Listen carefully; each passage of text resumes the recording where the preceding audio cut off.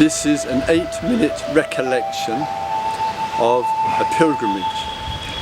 This is a 65-year-old pilgrimage that began on Earth Day in a farm in Middleton in Teesdale, Durham, Northern England. April the 22nd is Earth Day. The film continues through to 2009, the time of my 65th birthday.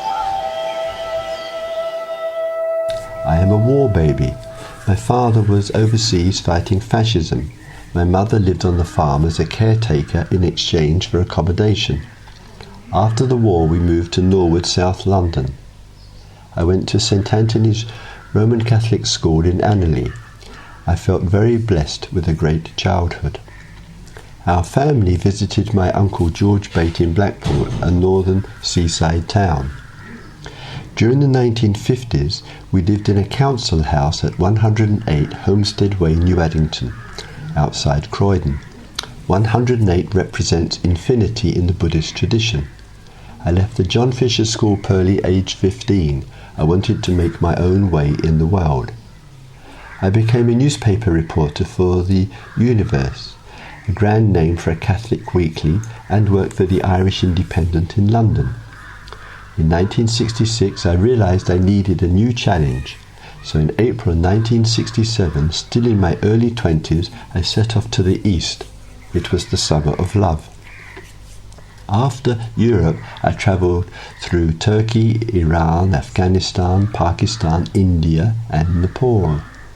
I loved the hospitality of the Arab world. 3 years later, I needed a fresh adventure again. After hitching buses and trains around 25 countries, I ordained as a Buddhist monk to start an inner journey. I received my 2 sets of robes and the begging bowl at my ordination ceremony. A layman donated to the monastery a corpse of his relative for the monks to use for contemplation on the imminence of death. Meiji Patomwan taught the nuns Vipassana meditation in the monastery. We are the same age and still good friends. I gave my first Dharma talks in the monastery and Thai villages. I moved to a cave for 9 months on Koh Phangan Island. I also lived in a hut in the forest of Ajahn Buddhadasa in Wat Suanmok, Chaya. I went back to India for 2.5 years, met two Vipassana teachers, Mnindra and Goenka, in Bodh Gaya, as well as many gurus. I spent many hours sitting under the Bodhi tree where the Buddha was awakened. The following year, Westerners invited me to give teachings in Dharamsala. I disrobed in 1976. When the fruit is ripe, it must fall from the tree. I arrived back home from India 10 years and 10 days after departing from England.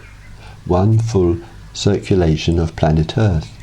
Back in England, my sister had her 3rd child, Catherine. We marked the occasion with a family photo. I fully committed myself to serving the Dharma worldwide.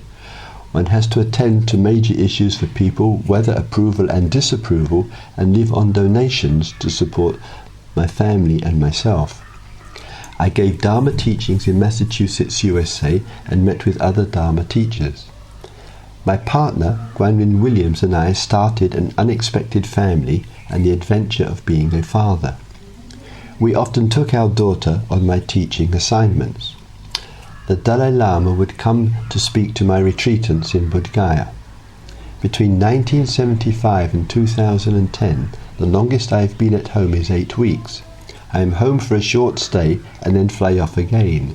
It is not an easy way of life. After the Chernobyl nuclear power station accident in Russia, I stood for the Green Party.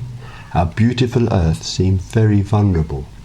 I travelled to Thailand every few years to pay respect to my teachers, Ajahn Dhammadharo and Ajahn Buddhadasa. Ajahn Dhammadharo did not approve of me writing books. He felt books distracted from practice. In 1992, I became one of the founders of the Pragya Vihar interreligious school in Bodh Gaya for the poorest children. I was co-founder of Gaia House Retreat Centre and raised around 10,000 euros by running the Berlin Marathon. Dharma teachings and pilgrimages took me to 4 continents, Europe, Asia, America and Australia, on an annual basis. I travelled to Washington DC. I met with Palestinians in Nablus. I climbed Mount Sinai in Egypt, where Moses received the 10 Commandments. I taught in New York City and annually in India. I gave retreats in Israel and other Dharma programs. I have held regular gatherings in lush Australian forest. I led pilgrimages in France and taught in centres in Germany. Back home in Titmuss, Devon, England, I work in my office. I write books, articles, reports, website material and reply to 2,000 to 3,000 emails every year. I visited Patomwan in my old monastery in 2004. Nina from Sweden, my partner for 3 years, dared me to jump into the Swedish Sea naked on a bitterly cold December day. I did, cold. Here I am with Sonia. I've had the blessings of some wonderful relationships over the past 30 years. When I've been in a relationship, my partner has often travelled with me. I also love silence and solitude. I have 3 grandchildren, Milan, Dene and Kai.